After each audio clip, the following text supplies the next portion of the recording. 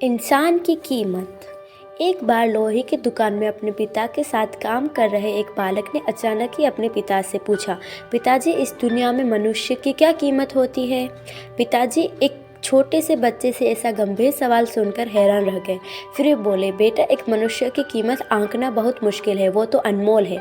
बालक, क्या सभी उतने ही कीमती और महत्वपूर्ण है। पिताजी, हाँ बेटे, बालक के कुछ पल्ले पड़ा नहीं। उसने फिर सवाल किया, तो फिर इस दुनिया में कोई गरीब तो कोई अमीर क्यों है, किसी की कम इज्जत तो किसी की ज़्यादा क्यों होती है। सवाल सुनकर पिताजी कुछ देर तक शांत रहे और फिर बालक से स्टोर रूम में पड़ा एक लोहे का रोड लाने को कहा। रोड लाते ही पिताजी ने पूछा, इसकी क्या कीमत होगी।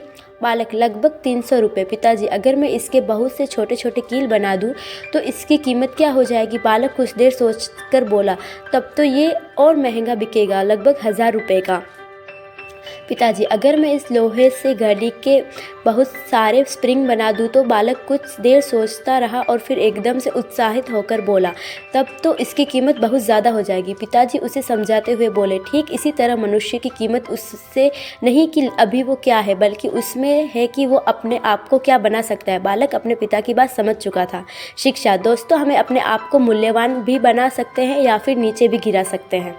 Thanks for watching.